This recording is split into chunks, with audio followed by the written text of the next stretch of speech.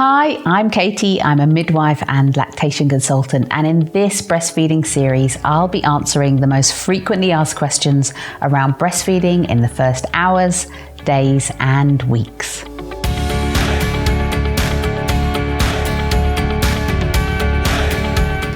In the first few days after birth, your body is producing colostrum, an amazing milk, jam-packed full of protective components, perfectly designed for your baby. But colostrum is not very large in volume, and it really doesn't fill our babies up. Its main function is a protective one at this stage. Therefore, it's normal for babies to lose around about 5 to 7% of their birth weight in the first few days after birth. Around day 3, most mums notice that their milk starts coming in, building in volume. And this is when babies start to regain their weight. If babies lose more than 10% of their birth weight, then your healthcare provider will want to have a look at your breastfeeding techniques to see if there are any small adjustments which can help your baby draw the milk out of your breast easier. Often simple changes to how you hold your baby and latch them on can make big differences. They will probably advise you to give your baby some extra milk. Ideally, this will be your own express breast milk, but in some circumstances, it could be that your baby requires infant formula for a short period of time. It is important to note that supplementary feeding with infant formula in a breastfed baby will of course help them to gain weight. But if you are not supported at the same time to increase your breast milk supply, it will often lead to a reduction in your overall milk volumes and your ability to continue breastfeeding in the long run. So, how can you increase your milk supply? Seek help from a breastfeeding specialist. This is the first and most important thing. They are there to help you on your breastfeeding journey and give you suggestions and support along the way. They may suggest several things as a feeding plan to help build your milk supply. Number 1, changing or adjusting your feeding position and/or helping you to improve your baby's latch. When your baby is well attached to the breast and nipple, they are able to drain the milk effectively from your breast. If a baby is only nipple feeding, for example, sucking on the end of the nipple, often they are unable to get enough milk out of the breast. This often causes a vicious cycle of events. The shallow latch causes your baby not to be able to get enough milk each feed, which in turn causes your baby to want to feed more and leads to potentially more nipple damage and soreness and a very tired and distressed new mum. Not a good place to be.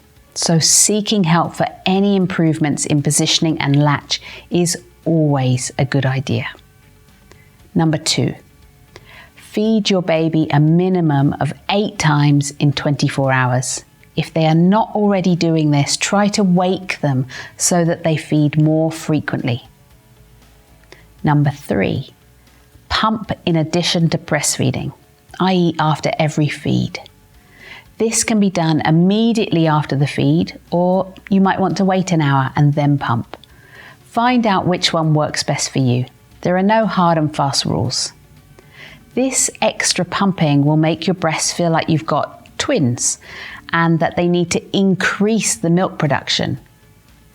The making milk equation is simple. The more we demand equals the more milk is made. So, the breasts need to have plenty of demanding messages sent to them. It may take a few days until you start seeing the milk increasing, but remember, every time you express, you're sending messages to your milk-making cells to make more milk. So even if you do not see much milk yet, do not panic. The breasts are getting the message, and in a day or 2, they will start to make more milk. Some other tips to note for pumping. Gently massage your breasts before and during breastfeeding and pumping. Use a double pump, i.e. pump both breasts at the same time.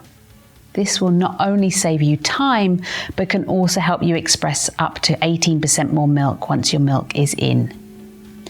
Use the correct sized breast shield. Tip number 4, top up your baby with any available breast milk after breastfeeds.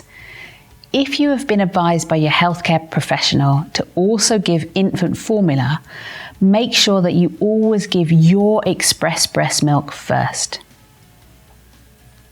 As your pumped milk volumes increase, you will be able to gradually stop using infant formula. Your healthcare professional will be able to discuss this further with you. Tip number 5, have more skin-to-skin contact with your baby before or during a feed to get the wonderful love hormone known as oxytocin flowing. This hormone helps your milk flow down to your baby.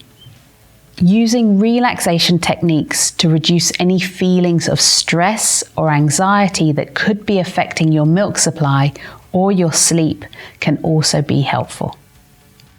Tip number 6. You may be prescribed medication or herbal supplements known as galactagogues.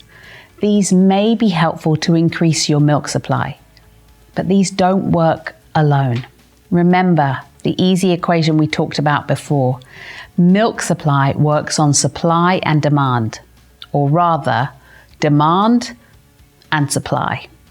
If milk is not being frequently removed from the breast, then the milk supply will not continue. So frequent feeds and extra pumping, if required, are the most important part of this feeding plan. Unfortunately, there is no magic pill that just increases our milk without the extra work. We all wish there were. Number 7. You will be very busy at this time and likely exhausted. So keeping a log of everything can be helpful for some mums. Keeping a record of how frequently your baby is feeding, how often you are expressing, how much milk you're expressing, and how much expressed milk or infant formula you are feeding, and how many wet and dirty diapers you are getting in every 24 hours can be some helpful points to note down. Once things are back on track, you no longer need to keep a record. Go back to normal. Go back to just breastfeeding and being much more relaxed. Tip number 8. Remember to get enough rest. Right now, the focus needs to be on you and your baby making enough milk, building your milk supply and getting back to just breastfeeding and feeling confident and relaxed.